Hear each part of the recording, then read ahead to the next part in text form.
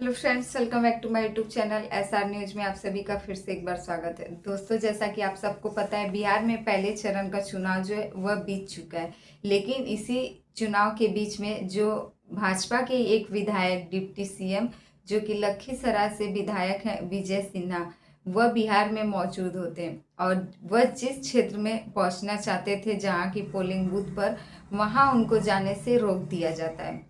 अब उनको जो है वहाँ जाने से क्यों रोका जाता है और उनका स्वागत वहाँ पर किया जाता है कि उनकी गाड़ी के ऊपर चप्पल और गोबर फेंके जाते हैं।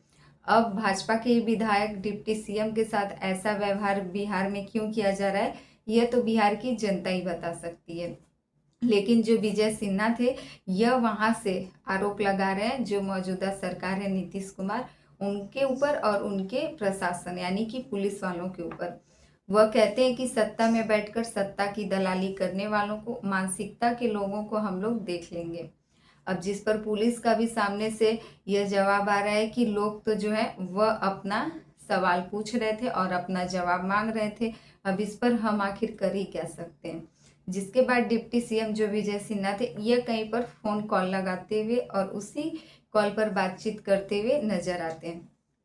यह फोन कॉल पर बात करते हैं कि मैं इसी गांव में हूँ, संपूर्ण भीड़ हमारे गाड़ी के सामने आई हुई है, आप स्पेशल फोर्स भेजिए, हम यहीं बैठकर धरना प्रदर्शन करेंगे। यहाँ का एसपी इतना कमजोर है, इतना निकम्मा है कि हम आखिर क्या ही बताएं। धिक्कार है ऐसे प्रशासन पर और ऐसे सरकार में बैठे लोगों पर। अब बिहार चुनाव में देखा जा रहा था कि बिहार चुनाव जो पहले चरण का बीत चुका है, इसके बाद से एनडीए और भाजपा में टक्कर काफी जोरदार देखने को मिली है। इससे पहले तो ऐसा लग रहा था कि भाजपा और एनडीए एक दूसरे का केवल इस्तेमाल कर रहे हैं। नीतीश कुमार के चेहरे का इस्तेमाल भाजपा पार्टी कर रही थी। लेकिन इस पहले चरण के चुनाव के बाद से इन दोनों के बीच काफी ज्यादा खटपट भी देखने को मिल गई।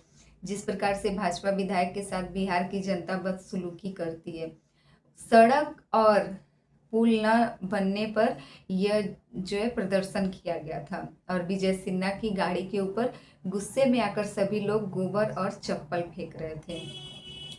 यह विधायक जिस गांव के पोलिंग बूथ पर पहुंचना चाहते थे, वहां जाने से इनको रोक दिया जाता है क्योंकि ये वहां तक न पहुंच पाए और यह सभी लोगों के बीच घिरे हुए नजर आ रहे थे। आपको बता दें कि बिहार में इस बार जो पहले चरण में बम्पर वोटिंग हुई है, ऐसा 2020 में भी नहीं हुआ था और पिछले 5 सालों के बाद ऐसी बम्पर वोटिंग बिहार में देखने को मिली है। अब देखना यह है कि बिहार में इस बार किसकी सरकार आ रही है। 11 को भी क्या, 11 नवंबर को भी दूसरे चरण के चुनाव में ऐसी बम्पर वोटिंग देखने को मिलती है।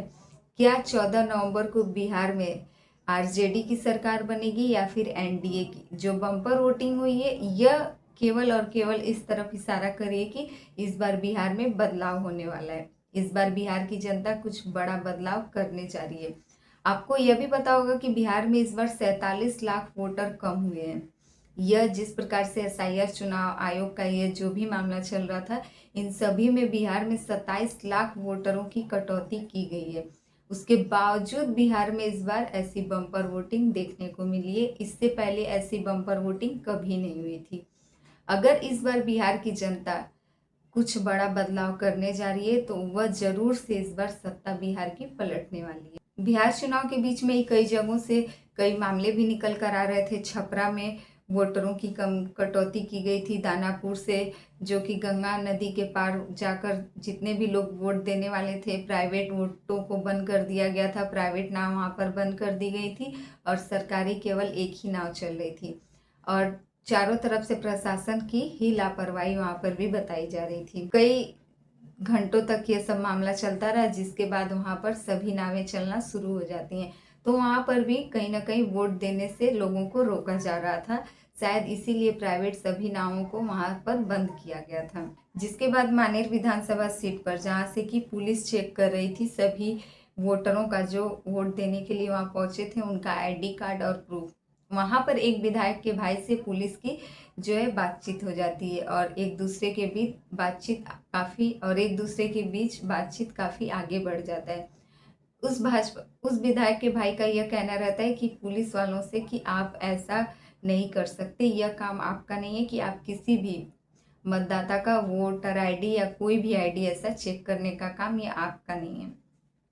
जिसके बाद मुजफ्फरपुर से 3 वोटरों का बहिष्कार किया गया था। वहाँ पर पुल, सड़क नहीं बना था, जिसके लिए लोग वहाँ पर वोट देने से मना कर रहे थे, यानी वहाँ पर भी वोटरों का बहिष्कार हुआ था। जिसके बाद साहेबगंज मुजफ्फरपुर से 147 नंबर बूथ पर भी यही सिलसिला देखने को मिला था। वहाँ पर कुछ लोग जो है, उनका ये आरोप था कि वह लोग जब वोट देने जाते हैं तो उनसे यह कहा जाता है कि आपका वोट पड़ चुका है। ये सभी लोग बाहर आकर पोलिंग बूथ से दिखाते हैं कि हमारी पर्ची हमारे पास है। वो अपना हाथ भी दिखाते हैं, उनके हाथ पर किसी भी प्रकार का कोई भी निशान नहीं था, जो कि वोट देने के बाद रहता है। उनकी उंगलियों पर भी किसी भी प्रकार का कोई निशान नहीं पाया गया था। तो आखिरकार उनका वोट पड़ा कैसे? जब वह मतदाता वोट दिया ही नहीं तो उसकी पर्ची कैसे कट जाती है? कुछ ऐसे ऐसे आरोप निकलकर बिहार के कई क्षेत्र से आए हैं। ज्यादातर आरोप आप देखेंगे ऐसी लापरवाही जहां भी आरजेडी का गढ़ है, वहीं सबसे निकलकर सामने आ रहा है। तो इस प्रकार से बिहार के पहले चरण का चुनाव बीता है। इन सभी को लेकर आपकी क्या राय है? आपको क्या लगता है बिहार में इस बार किसकी सरकार बनने जा रही है? आरजेडी, एनडीए और भाजपा के बीच तो टक्कर काफ़ी ज़्यादा बढ़ गई है। इसको लेकर भी आपकी क्या राय है? कमेंट करके ज़रूर बताइएगा। हमारे चैनल पे नए हैं तो प्लीज़ हमारे चैनल को सब्सक्राइब कर दें, और वीडियो पसंद आए तो लाइक कमेंट जरूर कीजिएगा।